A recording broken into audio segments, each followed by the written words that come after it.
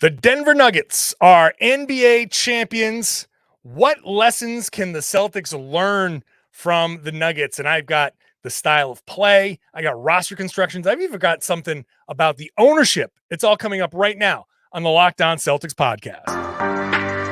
Be ever ready. Recognize the city of champs. Boston, baby, we do what you can't. Locked on number 18, Tatum and Brown, J-team, step back. We gon' wet that and slay teams. Of course, the Celtics, who else could it be? Screaming like KG with the Larry O.B.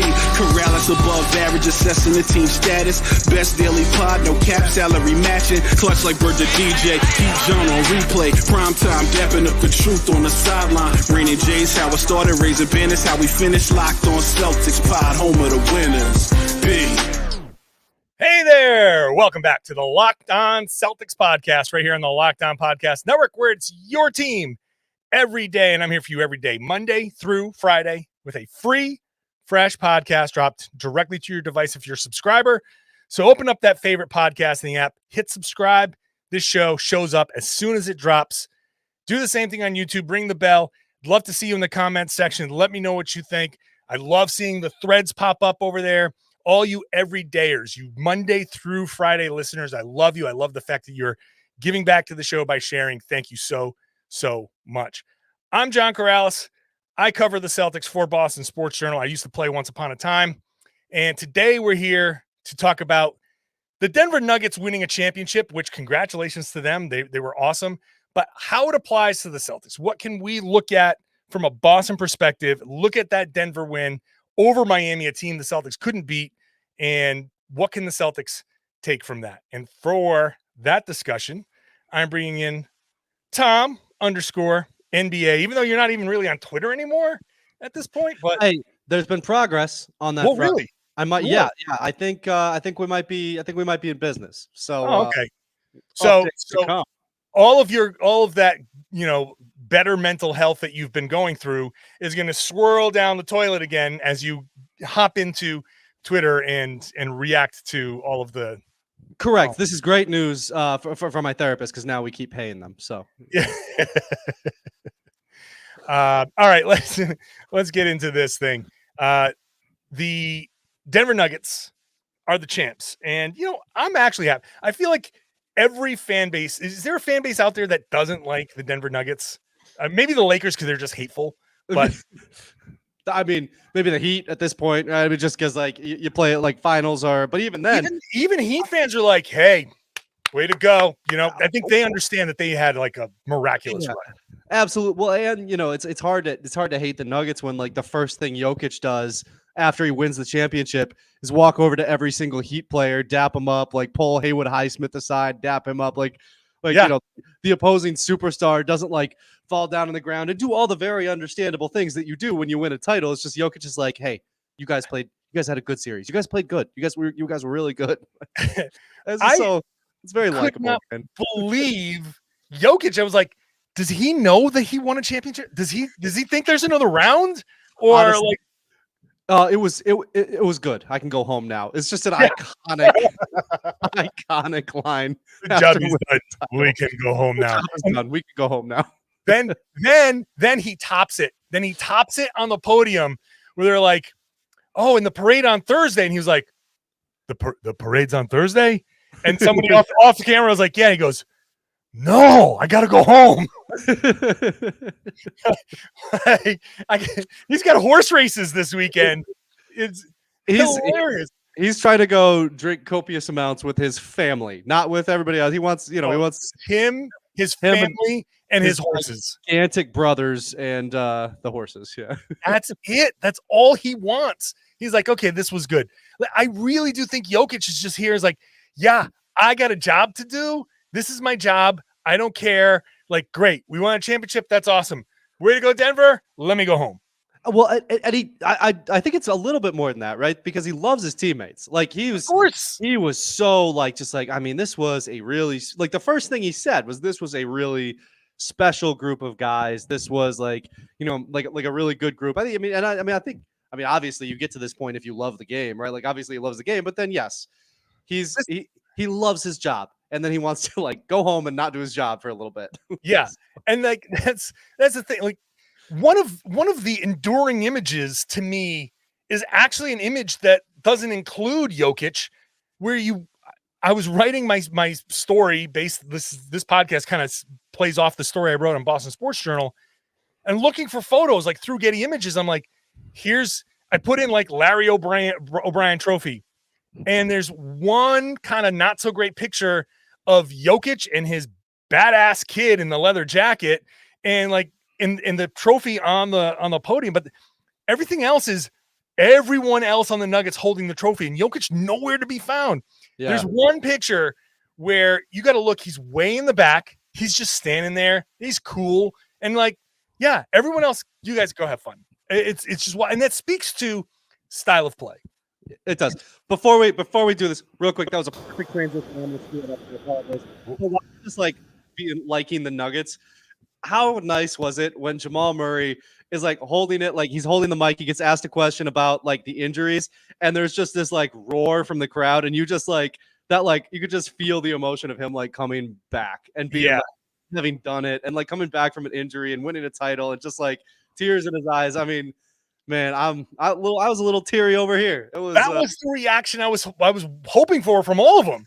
Yeah. Like I was hoping to see like that's part of the fun. And Mike Breen afterwards was talking and going through like, oh, these guys just turn into little kids when they're out there. I'm like, are you watching them?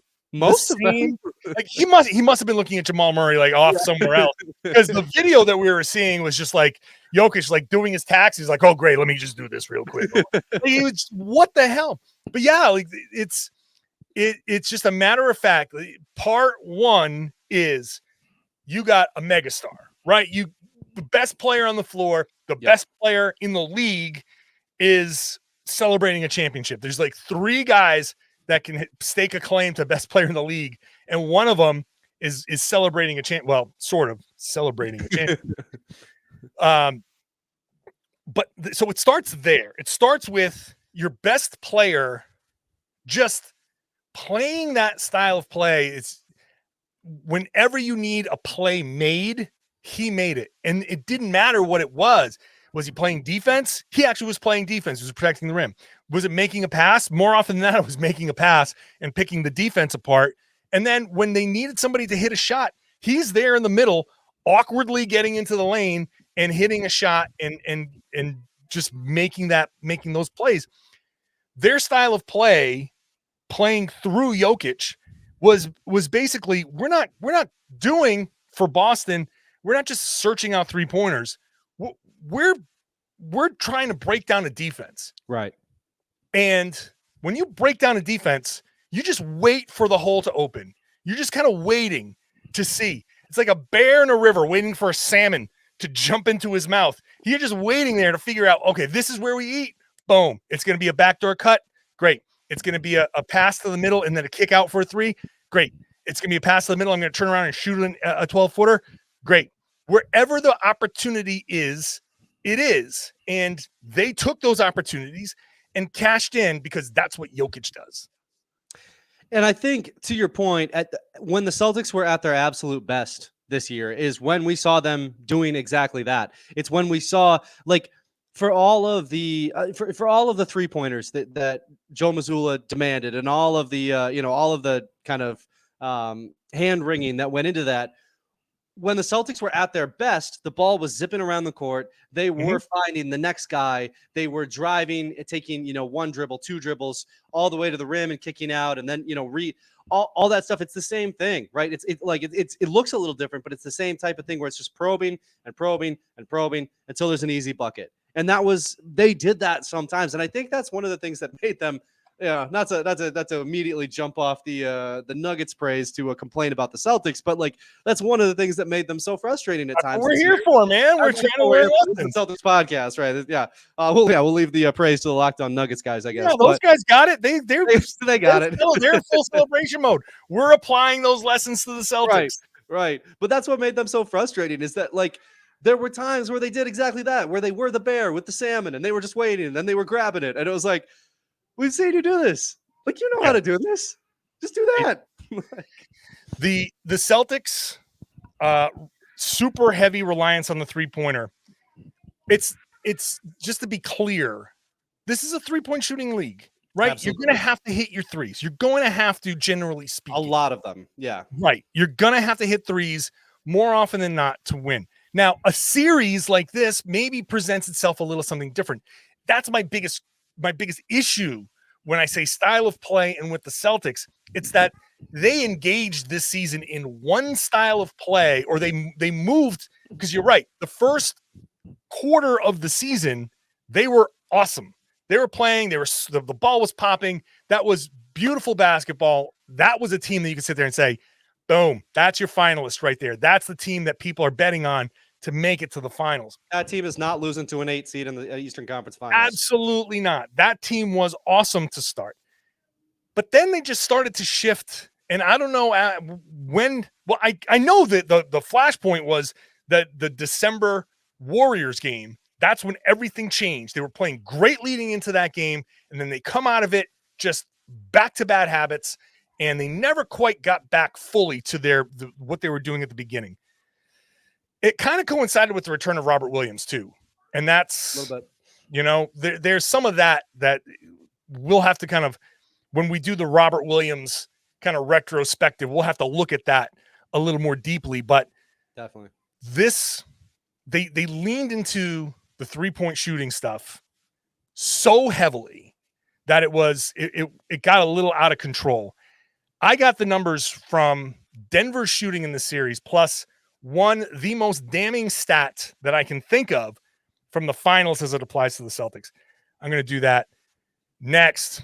First, today's show is brought to you by PrizePicks. PrizePicks is daily fantasy made easy and super fun. I've had people come up to me at the Garden saying thank you for turning me on to PrizePicks because they just love it. You pick 2 to 6 players. You can win up to 25 times your money by just going against their projection. They set the number, whatever it is, 3-pointers made. You can go across all sports. You can pick 6 players. One of them is playing basketball. One of them is playing baseball. The other one is playing hockey, which is still exists at this point as I'm recording.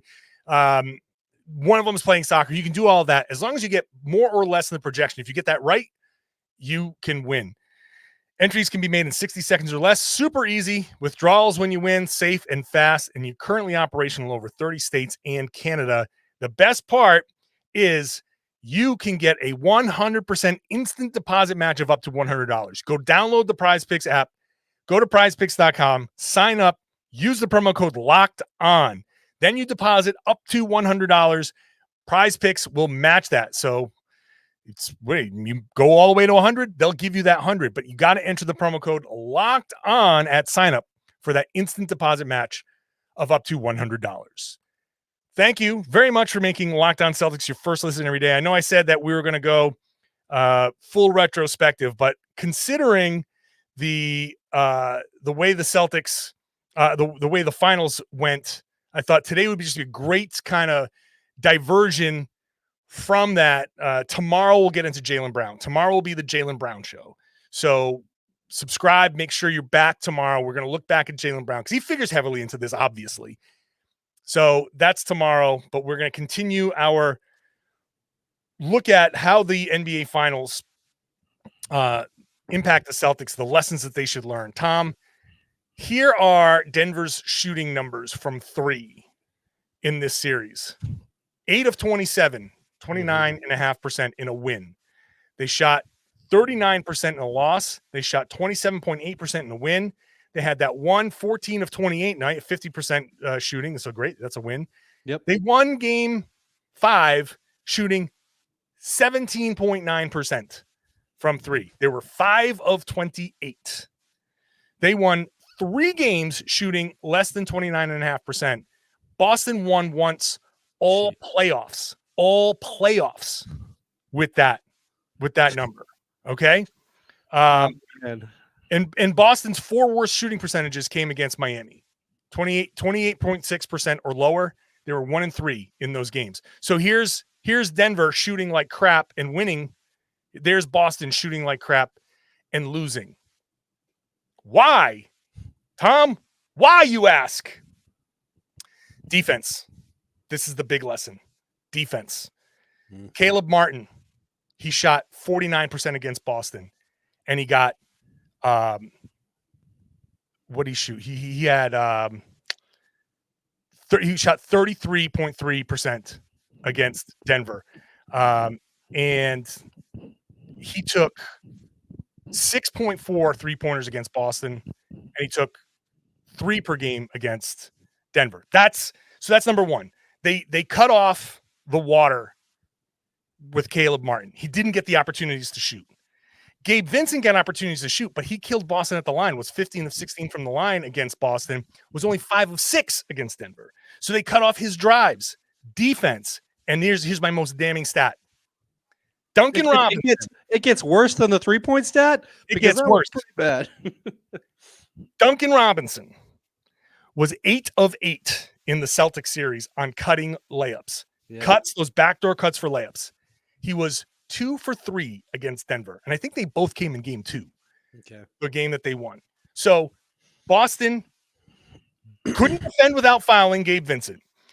Couldn't defend without giving up a ton of Caleb Martin threes, and couldn't defend without getting beat backdoor by Duncan Robinson. Denver shut all of that off. And when Jimmy Butler was human, you get the wins. That's how you win, by shooting like absolute crap. They had one game where they shot well. They shot like crap the rest of the way from 3, but it's because they're able to generate whatever looks, their own backdoor cuts, and they can defend Miami, who didn't score 100 in the 4 losses. They didn't score 100 points. That's where you come from. The Celtics could not defend at the level that Denver did, which is wild to say. How is that possible? Well, okay, so here's okay. With the caveat that process all of that.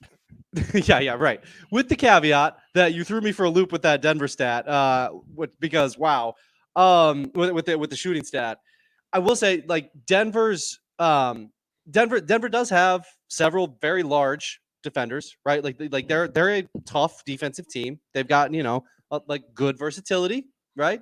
There's something sure. Celtics should also have. They've got pretty big defenders. They got pretty big defenders. You could throw Horford, Rob, Jaylen Brown, and Jayson Tatum, and some pretty big defenders there. Yeah. And Marcus Smart. Yeah. Devil's advocate that Caleb Martin got unreasonably hot. I mean, he was really hot. Also, the answer to the devil's advocate would be, if you can't stop Caleb Martin in the Eastern Conference Finals, you probably don't deserve to go to the finals. That's right. I mean, you're right. It's the defense, and honestly, it wasn't some kind of big mystery. And I think it's funny that people just pine for Ime Udoka, and they're like, oh, the Celtics should have, blah, the Celtics should have ignored this. This wasn't even a big deal, whatever. Like, when they don't know what the situation is, you don't miss Ime Udoka. You miss really good defense. Like, the Celtics were a very flawed offensive team under Ime Udoka. It's just that the defense was great, and that's the thing that people miss. They miss watching a team that got a lot of stops, and that like limited teams to 90 points, like per 100 possessions or whatever, like that just like crush teams on the defensive end. That's the thing that people really miss, because that team is always in games. That team doesn't get blown out. That team is always right there because they put themselves in a position to where even a bad offensive night, if you've got a good 3 minutes in you, you can still win because your defense took care of the rest of things. And like, you're right. Like, that's what happened with Denver. Like, Denver's got all this offensive firepower. They've got, the best player in the league who like makes everybody else better. And they've got this super clutch jump shooting point guard who can like knock down all these shots. And that's great. But it's like, when all those shots go away and it gets like crunch time gets real crunchy, you need to be able to stop people, like that's like, I'm going to absolutely steal the term when crunch time gets real crunchy, because that's amazing. And like the Celtics, when that happened, the Celtics crunched, and like the Nuggets didn't, and that's it. Like that, but a lot of that was because the Nuggets didn't, because they didn't have to. Like, they put themselves in a good position because of the defense. So, yeah. The other thing here to continue to kind of finish off the style of play. Yeah. This is my favorite part of this game. Jokic hits a finger roll with 2:24 left to give Denver a lead, 88-87. Now, the final score was 94-89. So Butler gets to the free throw line, hits a couple of free throws. The next 6 points are scored by Bruce Brown and Kentavious Caldwell-Pope. And one of them was a putback, but the other one, KCP, gets the steal, and he's gone. He's trying to take off. He's not looking. He wasn't looking for Jokic. He wasn't looking for Murray. He wasn't turning around. Where the Boston Celtics consistently were like, they'd make a play, they'd turn and run, and they'd look, where's Tatum? Where's Brown? We got to get it to where, like that part. Just, and the same with Bruce Brown after he got the rebound. Like they fouled and all of that, but like he's just they're making a play and they're going. Yeah. And I love that about Denver, and I've hated that about Boston. Just get the rebound, push it up, kick it ahead to the first guy, unless it's Robert Williams. Everyone else can kick the ball, push the ball up the floor. Which happened a few times. That it did get kicked up. Right. Which, now's when you're going to do it. Come on, guys. You think about, how does Denver beat Miami in 5 when the Celtics couldn't do it in 7, and losing at home? All of those things add up. You've got your best player just making plays, not looking for specific shots, not worried about anything besides, I'm going to get into the middle of the zone. He crushed the zone. The zone. Yeah. Backdoor cuts, baseline cutters, all series long. Aaron Gordon going baseline, all series long. Like, oh my God. I don't pretend to be some like basketball genius. I know a little bit, and I know enough where when they're killing you with the zone, you get one of your best passers in the middle and you send guys baseline, because all those guys in the back line are going to come up and they're going to be looking at the guy with the ball, because he steps the middle of the zone, the middle of the lane is in the middle of everybody's zone. So everybody naturally takes a step to that person. Baseline cutters are always going to be open, because when all 3 guys step up, there's just a little lane back there, and you get a guy like Jokic or a guy like Tatum who can make the play. He can do it. Baseline cutters all day long. All you got to do it is 3-4 times, and it's busted. It's gone. No, for sure. Miami didn't even go to the zone in Game 4. They didn't even use it in Game 4 because Denver made it unusable playing that way, the same way we were all screaming for all series long. But Boston, style of play, coaching, always just looking to set picks and looking to fire threes. When you're not hitting those threes, they never went to the obvious thing. And Denver went to the obvious thing because they've got a 7-footer who's just a virtuoso passer, and they just crushed it. They crushed the zone. Let me get you a second. I'll get you time to react in just a second. First, I want to thank everybody for making Locked On Celtics your first listen every day. I am going to hop off this podcast in a few minutes and hop onto the Locked On NBA podcast. So make sure you're checking that out. Me and Jake Madison, we're going to be reacting more to the Denver championship, talking a lot more about Jokic and his legacy and all of that stuff. All right, Tom, let's, I don't know if you want to say anything based on what I just said. Yeah. And I think to your point though, so you brought up Bruce Brown, right? And Kentavious Caldwell-Pope and all these guys who just stepped up in such an enormous way. And they had the confidence to do that, right? They had the confidence to go in and to like Bruce Brown has the confidence to drive when it's like, oh wow, Bruce Brown is really coming up big. And it's like, well, that doesn't happen in a vacuum. Like Bruce Brown is a good player. And he's a confident player. He's a very good player and a very confident player. I like Bruce Brown a lot. I like Kentavious Caldwell-Pope quite a bit. Like, these are excellent role players, but the Celtics had excellent role players. Like, the Celtics had really good role players. And it's like, so like that doesn't happen. Like, really good players who would be just as confident about Bruce Brown as Bruce Brown in the right situation. Like this wasn't like just, oh man, they just had the right guys. Like it comes from something, right? And I think it comes from having a star like Jokic who's just like, yeah, I'm gonna get 30 points. I'm gonna get 11 assists. Yeah. I'm gonna get 14 rebounds, whatever it is. Like I'm gonna do all this stuff here. Like this will help me. If you cut here, I'll get you a bucket. This will help me. If I get the ball in the post and you're over in behind the 3-point line and I kick it out to you and you hit a 3, that's gonna help me down the line. We all help each other. And like it comes from that, and it comes from the coaching, right? Like I don't think Mike Malone is the best coach in the NBA, but I think I mean, he hypes his guys so hard. And I think there's something to that. Like he hypes everybody on that team. Like to have these, like, I think there's a lot of value in the way that I'm not saying that the Celtics have to replicate this one for one because Tatum is a slightly different player than Jokic, but I think they attract a similar amount of attention. I don't think Jokic attracts meaningfully more attention than Jayson Tatum. I think it's pretty similar. And I mean, I think Jokic is a little bit of I think Jokic is a significantly better passer, but Tatum's a good passer. Like these are things that you can at least draw from, right? And these these empowering these role players to be themselves and to help. Like, hey, being yourself will help Jayson Tatum a lot. Like, right. That empowerment needs to happen. Absolutely. And it comes from the top. It comes from the coaches, but it comes from Tatum. It comes from Tatum, Jokic. Yeah. But it also comes from style of play. Mm-hmm. Okay, here's another stat that I pulled from my Boston Sports Journal piece.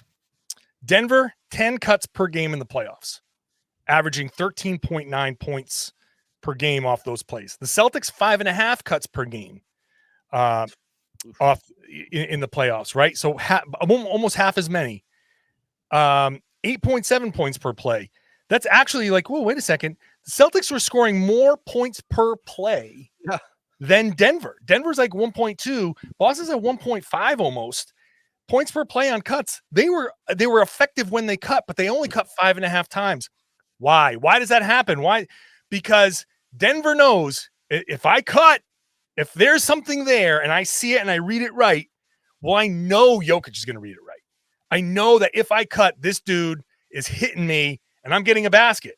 And that's like, if you're a role player or if you're anybody not Tatum, even Jaylen Brown, if I'm looking to get some buckets, because we all want buckets, I'm going to cut. If I know this guy's going to find me, like, I'm going to make this play and like, hey, I'm way under the basket. Boom, there it is. Layup. I get to go back. And you know you might only get that like 2-3 times a game. But hey, there's an easy way to 8-10 points. That's all you need. You be a valuable player in this league. Yep. The Celtics only cut 5.5 times per game because they know they're shooting threes. They need to space the floor.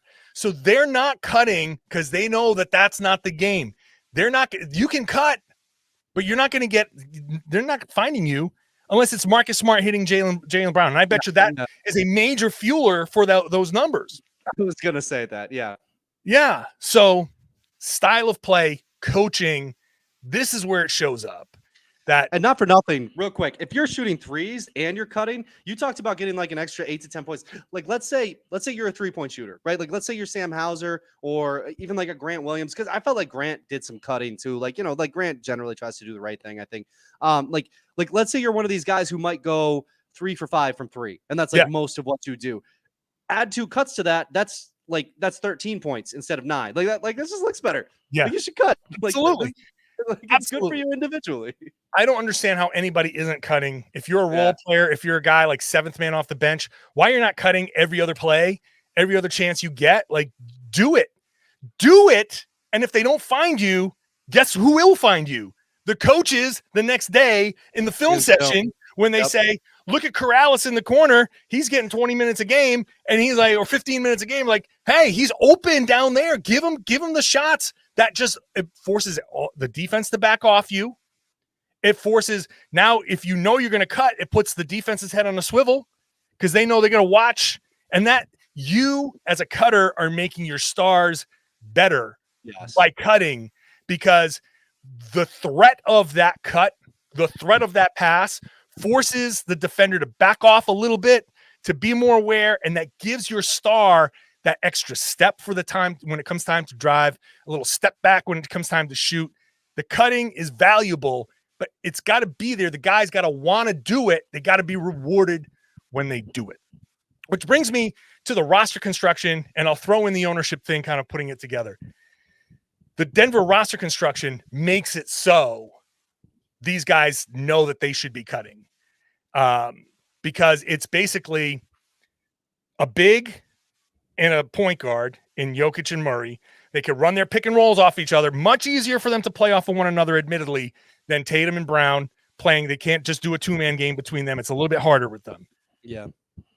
But you've got Aaron Gordon, who was a top 5 pick, but is now in like role player mode, right? He knows his job since he's gotten to Denver is I'm like third option. I'm an excellent role player. Yeah. You're the highest level role player you're going to get, right? And when Michael Porter Jr.'s got it rolling, he's the third option. Excellent role player again, though. Right. Yeah. And then you bring in Bruce Brown and KCP, 3-and-D guys, dirty work guys. They know exactly what they're there to do. The hierarchy is there. No one's questioning, I need to be the number one guy on this team. No one's more number one than Jokic, right? No. And he plays like it. No one's number 2. No one's fighting Murray for number 2. And then everyone else understands, Murray, you're a shooter, man. You're a shooter. You can slash when you got it. Just do what you do. Gordon, you elite here at cutting. Do what you do. Be a big dude. These other guys space the floor as role players. The hierarchy is there. The coaching is there to kind of maximize all of that stuff. And the ownership bit, when a team is being notoriously like cheap, Kroenke isn't exactly a big spender over there. They're not diving into the tax, although they have recently. But they're spending on a homegrown team. When you're not out there buying as good, all these great players, you're finding more fits, right? You're relying more on your scouts and your development guys and your coaching you say, okay, what do we need? What kind of player do we need? And you go get that player versus how much money do we have to spend? I'm going to go get a $20 million guy. Right. I'm going to go this. And then you put them all in there and you say, okay, make it work. Yeah. And you certainly can make it work because it's the NBA and everybody should. But there is a level of sacrifice that is necessary for some of the more star-laden, the deeper teams in the NBA versus the cheaper teams in the NBA, which it's like, hey, these guys know their role. There's no sacrifice. They're just doing what they do. This is just their job. They're not giving anything up. It kind of makes some of what I'm saying a little bit more palatable for a team like Denver, a little less, I guess a little less palatable for a team like Boston, because one of the problems that we've seen for Boston is when the excrement hits the spinning blades, everybody steps up and says, I got it. Don't worry. I'm going to save this team. You got a bunch of firefighters on this roster, and they all want to put out, go in and rescue the people inside by themselves instead of working together and putting the fire out. That's what's going on in Boston, and that needs to change as well. Yeah. No, I think that's I don't have much to add to that, honestly. I think that makes a lot of sense. I think it's interesting. Like, so would you say that Malcolm Brogdon was kind of the like you had somebody like Malcolm Brogdon? It's like, man, you had wasn't exactly Derek White. So you had Marcus Smart. Malcolm Brogdon's a real good player who added really a lot good player, to the team and who would have been really helpful against Miami if his elbow hadn't been messed up. Like that would have been a super helpful player. But you do kind of wonder a little bit, like, what was one of the weirdest things about this season, Tom? What were the numbers with Malcolm Brogdon, Jaylen Brown, and Jayson Tatum on the floor? Yeah. They weren't great. Yeah. And that's part of why was Brogdon, like, Brogdon had a great season. He did. No doubt about it, right? It was awesome this year. I'm not going to sit here and say, like, some people are saying, like, oh, it was a bust of a trade. Like, no. The trade worked. He was really, really good. And he helped the Celtics get 57 wins and was part of a really good team. But at the same time, he wasn't always on the floor to close games. And one of the reasons Boston lost to the Warriors was they didn't have that extra ball handling help.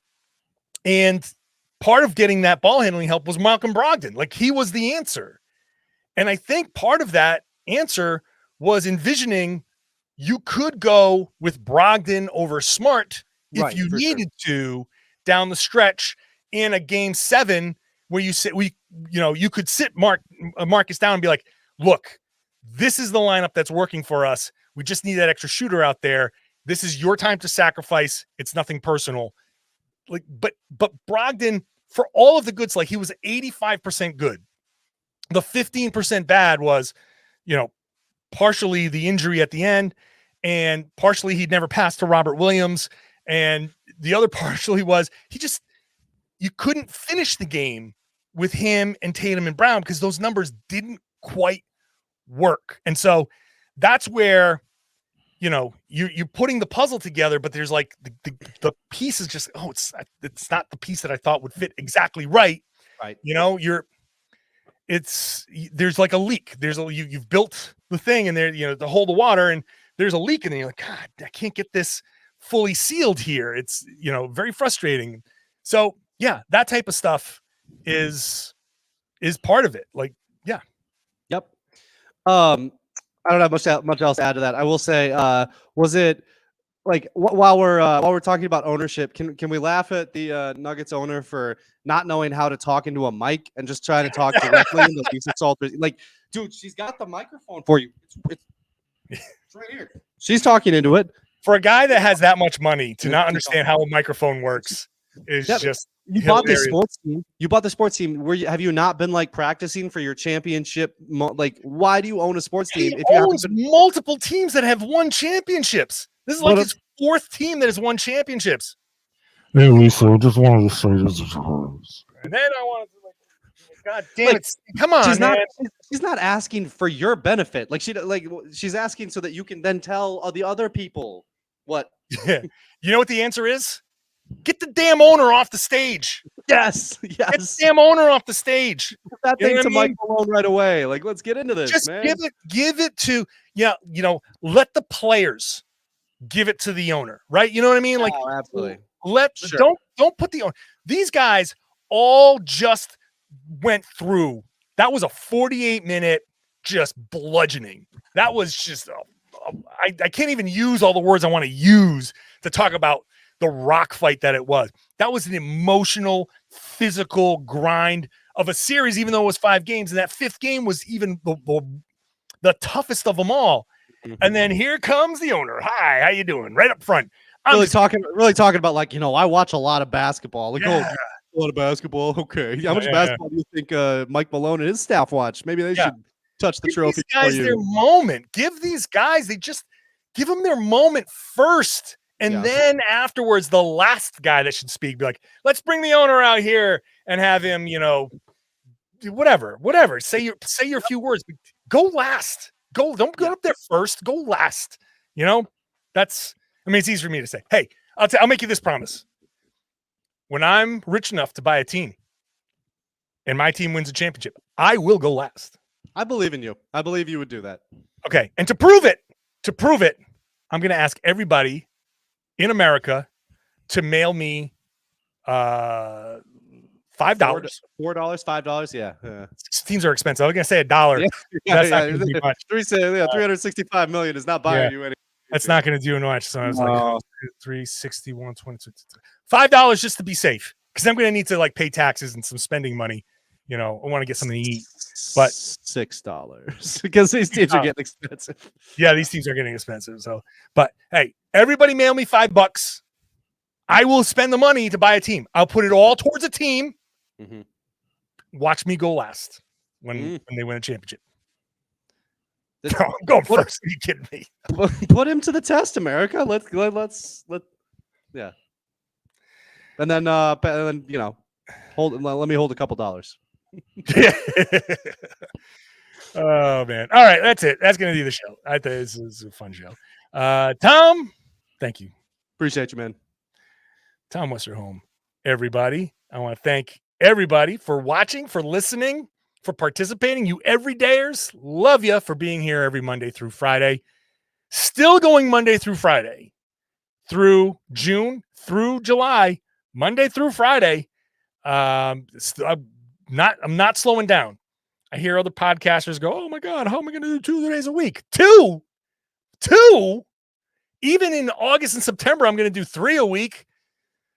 No one's giving you free podcasts at the frequency that I am. I'm the volume shooter of podcasting, and hopefully a few of these land. So subscribe wherever you get your podcasts. Hop into the YouTube comment section. Let me know what you think. Let me know what you think about the Denver Nuggets winning and the lessons that Boston can take from it. And if you are an everydayer, you get a chance to share the podcast, tell everybody that they should be listening to and watching the Locked On Celtics podcast right here on the Locked On Podcast Network. It's your team every day.